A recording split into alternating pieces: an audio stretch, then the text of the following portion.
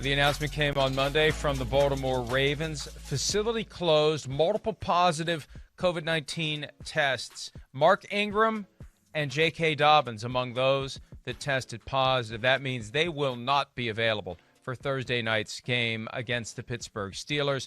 Brandon Williams will have to quarantine due to close contact with them, presuming that happened on Sunday, because here's what it means. Anytime you get a positive test on a Monday that is announced in a team statement, that means on Sunday before the game, they did the swab, they sent it off for PCR testing, the most reliable and accurate form of testing at a laboratory away from the Ravens facility. They show up for the game on Sunday, they get the swab, they find out Sunday night, Monday morning that these guys were positive, which means, Chris, positive all day Sunday. They were positive on the sideline. They were positive in the locker room. They were positive on the field. They were shedding virus. I'm surprised it's only Brandon Williams because, you think about it, when guys are on the sidelines, and the NFL a couple of weeks ago decided, you know what, it's probably even more risky to catch it on the sideline than on the field, because on the sideline they're still elbow to elbow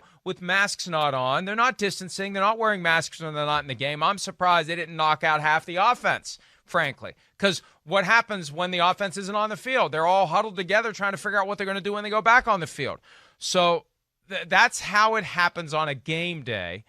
And that means those guys were positive on game day. That means now the Titans players have to wonder whether at some point this week they're going to end up with a positive. But for Thursday night, two of the top running backs, and I know Ingram has been phased out, J.K. Dobbins has become the guy. It's going to be Gus Edwards leading the way for the Ravens running attack. And remember, last time around, now it was Jackson, Edwards, and Dobbins who generated 265 yards against Pittsburgh. I have a feeling Pittsburgh's going to be ready for that this time. Definitely. But it makes it a lot tougher for the Ravens to avoid falling to 6-5, Chris. It definitely does. I mean, man, what a development in a week like this after a heartbreaking loss. You're on the ropes, things like that. Yeah, you got to deal with this, and, of course, not being in the facility, all those issues. Wow, it's going to be an uphill battle for them this week. And, to what you're talking about, you're right. Like, Gus Edwards is still a really damn good running back. All of those type of things, definitely. They'll miss J.K. Dobbins. But like, the big thing is, like you said, Pittsburgh, I would just totally expect them to be ready this time. They're not. I would be shocked if Baltimore runs for 250-something yards or flirts with that again. That was the first time Pittsburgh got to see Lamar Jackson in that run offense too. So people, we got to take that into account, that their defense, first time they really got. So they're going to be able to go, okay, now we know what to expect a little here too. But, man, the Ravens, when it rains, it pours. And right now they're really fighting through some adversity here. And isn't this the ultimate opportunity for Lamar Jackson to open it up down the field, throw the ball? Remember week 1 last year when the Dolphins basically dared him to throw and he threw it all day long? We haven't seen that. No. What's the issue there? What did you see from the film on Sunday against the Titans to get any clues as to what's up with the passing game? Well, there's it's this. We've talked about it a few times throughout the year. The fact that there is no wide receiver involvement in their offense is an issue. It does, and it allows you to play certain parts of the field with the Baltimore Ravens. I watched the film. I'm Ron Jaworski. That's one of the things I wanted to watch yesterday. What the hell did Tennessee do to Baltimore? The first thing you start to realize as you watch Baltimore, yes, okay, people have caught on to the run game and do that. But the big thing is the run game would be fine if there was more to be scared about in the pass game, because all it becomes is stop the up-the-middle run, stop Lamar on the edge, stop Mark Andrews, who's going to be up the middle too, right there in your area. So it's all right there in between the hashes all the time. And I sit there every week and I write all these notes. And the other thing I always write is lack of wide receiver involvement. Do they ever throw the ball outside the numbers or that part of the field?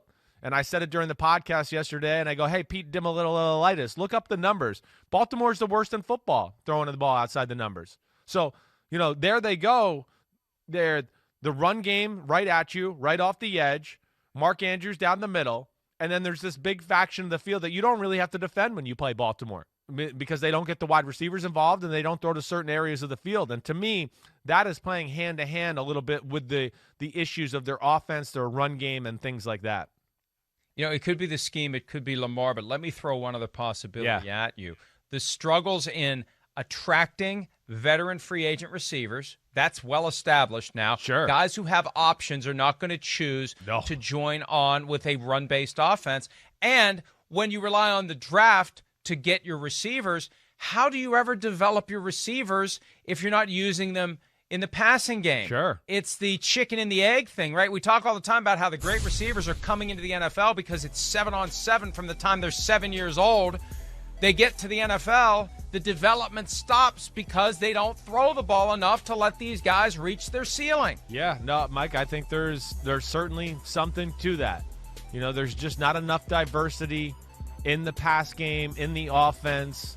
Little cheap ways to creatively get wide receivers the football, do anything like that. There's nothing there to be had.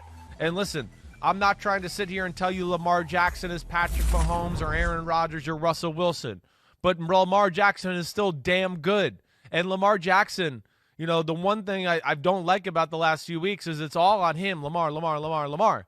And I just go, I watch the film. He's not egregiously missing people wide open all over the field. It's not like I'm coming away from these games going, man, he left 200 yards on the field. There was people open. He's missing throws. No, it's not perfect. I understand he threw the interception. But for the most part, if people get open, Lamar Jackson's going to hit you. He's good enough to do that and dice you up that way. And they need to help him. Nobody's perfect, okay? Who's they? Is it the receivers or is it Greg I think Roman, it's more Greg coordinator? Roman. I think it's more Greg Roman and the offensive coaching staff right now. That, to me, is more the Hollywood Brown, has he been a little bit of a disappointment as a first-round pick? Definitely. But they can still find ways to cheaply get him the ball and do little things here and there. They don't even get the ball in his hands.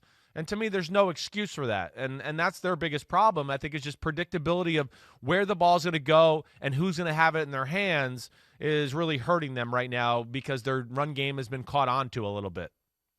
I think the organization wanted nothing to do with Antonio Brown, Hollywood's cousin, but maybe they could have used Antonio Brown because Antonio Brown maybe would be the guy getting open outside the numbers that Lamar Jackson could throw to. And isn't it funny what a difference a year makes? And it just shows you how flawed the NFL's broader process of identifying hot coaching candidates is.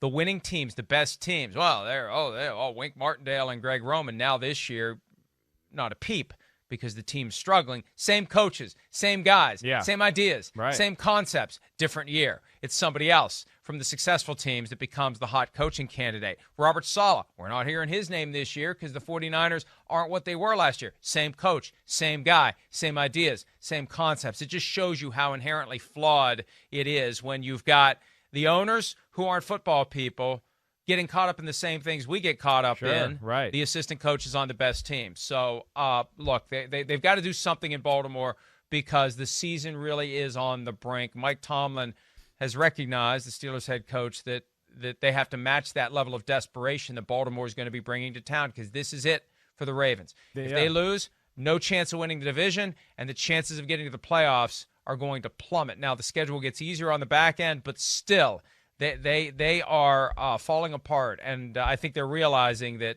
2020 is a far cry from what 2019 was for the Ravens. Yeah, definitely. And, to the point of, you talk about with Pittsburgh trying to match their desperation too. Hey, for them, the big prize in the sky should be you got a chance to deal the death blow to a team that, would be scary to play in the playoffs. The Ravens. Right. Get them now. Get them now. So you don't get have to them deal with out, them later. and you don't got to deal with them, right? Because you don't want to see them come to town divisional weekend or anything like that after they've won a wild card game and maybe got some momentum. Who knows? So yeah, this is their chance to cancel them out.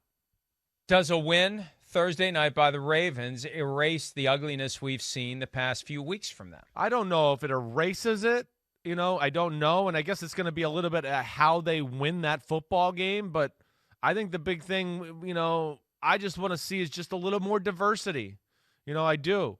I want to see they got to spread the field out a little bit more. That's the other thing that I come to so much too. So many condensed sets, so many things right here in front of you to where defenses don't have to spread out. That's a little bit of the beauty of Kyler Murray in Arizona. They spread you out. So, therefore, when he does get on the loose, there's a lot of space. Baltimore is a little bit the opposite.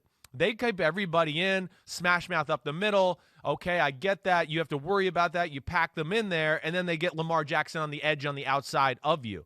But teams have understood and figured out how to defend the edge while also kind of defending that inside power run game on them. And now there needs to be a next chess move, in my opinion, and they've yet to hit that next chess move to improve their offense and help their team out. Hi, I'm Mike Tirico, and thanks for watching. Make sure to hit subscribe for the latest news and highlights from NBC Sports.